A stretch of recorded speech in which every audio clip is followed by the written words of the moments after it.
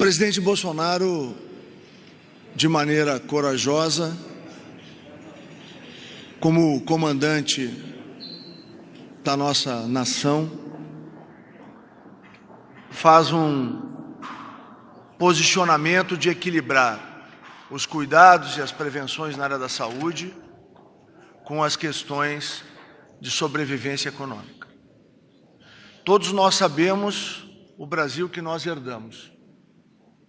Todo o Brasil sabe quem era o Brasil em janeiro de 2019.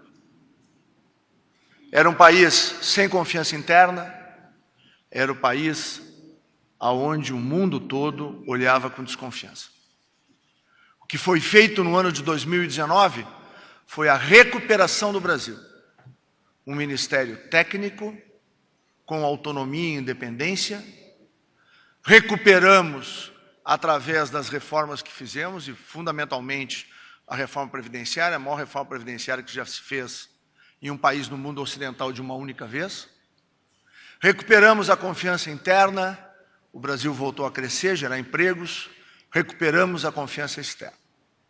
Nesse momento onde somos afetados por essa epidemia, é muito importante o posicionamento do presidente Bolsonaro, que com sensibilidade, mas com um olhar para todos, não apenas no presente, mas também no futuro, equilibra os cuidados, os investimentos, as condições financeiras para que a saúde brasileira possa responder, através do exército de enfermeiros, médicos, atendentes, possa enfrentar o desafio do Covid-19. Mas, por outro lado, corretamente, chama a atenção do Brasil, chama a atenção de prefeitos e governadores, de que o Brasil também precisa olhar para o espectro e a onda da fome, da miséria e do desemprego.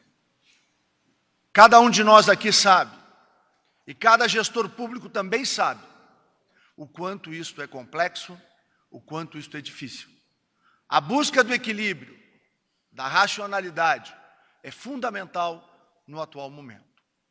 E para isso, o presidente Bolsonaro determinou ao Ministério da Cidadania que, juntamente com a Caixa Federal e com a Dataprev, iniciasse um programa de auxílio emergencial para dar condições a que as famílias brasileiras, as mais vulneráveis, possam enfrentar da melhor maneira possível esse momento difícil.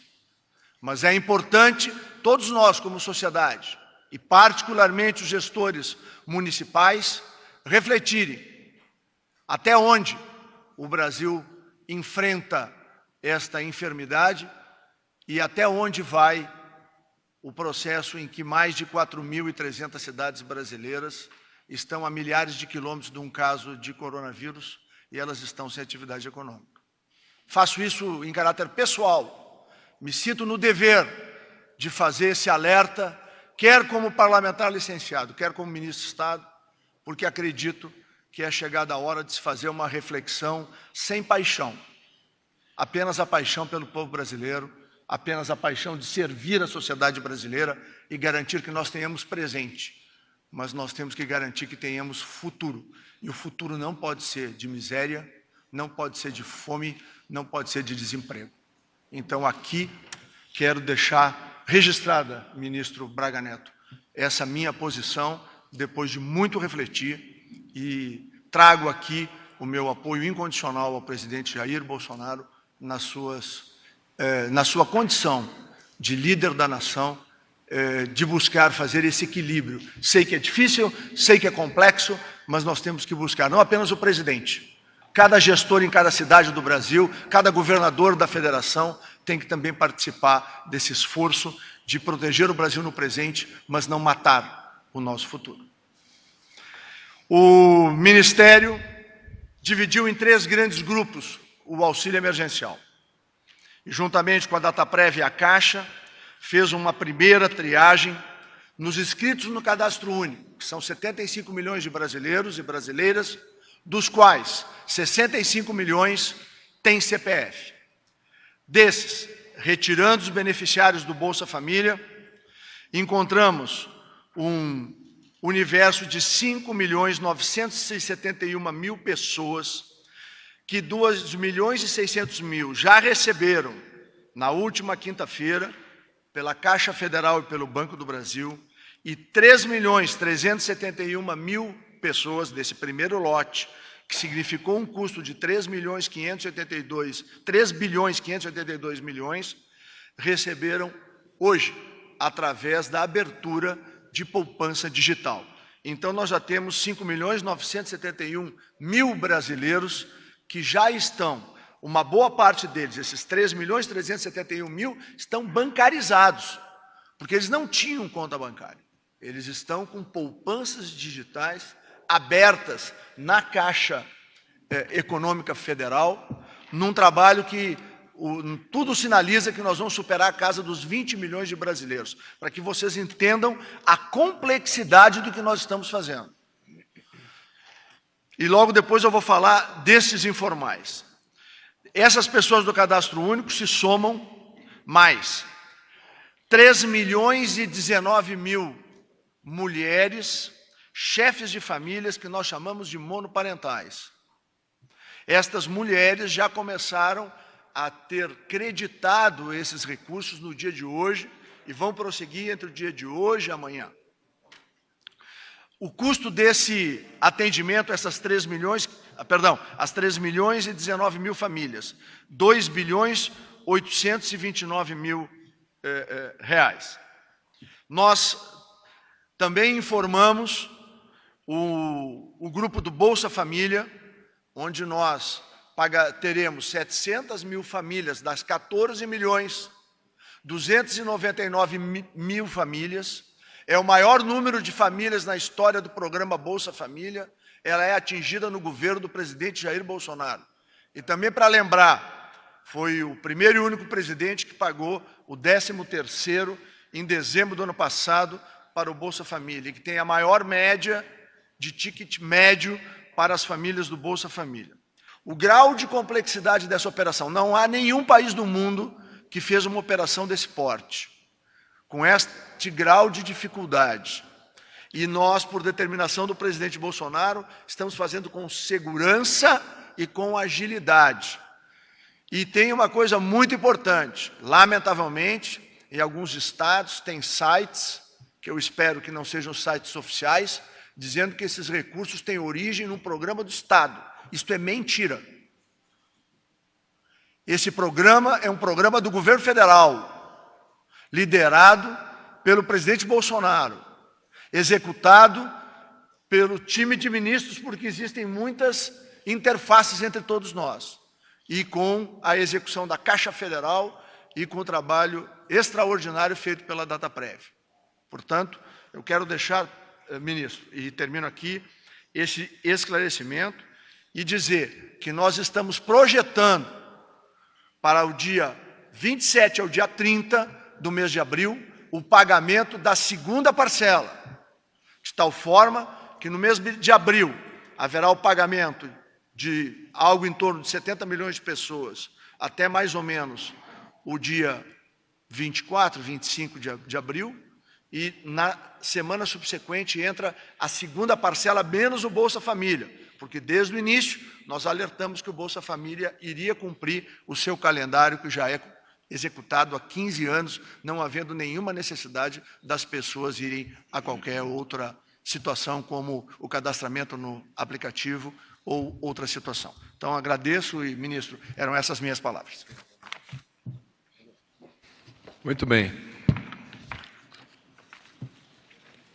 Ministério da Saúde, na companhia de ministérios aqui presentes e outros ministérios que não estão aqui presentes, continua se articulando com esses ministérios para que possamos dar as melhores respostas nesse momento de grandes enfrentamentos. Essa nossa intersetorialidade saúde com infraestrutura, ela é de mão dupla, do mesmo modo que o ministro Tarcísio está se organizando para repor logística internacional, nacional. Foi algo que foi muito duro no começo, meio do mês passado, nós chegamos a ter 12 estados sem voos dentro do país. Mesmo que quiséssemos mandar, a última vez que remetemos quantidade maior de equipamentos, alguns estados levou 7 a 8 dias, porque teve que ir de rodoviário, não de aéreo. Então, isso se coroa agora nessa compra.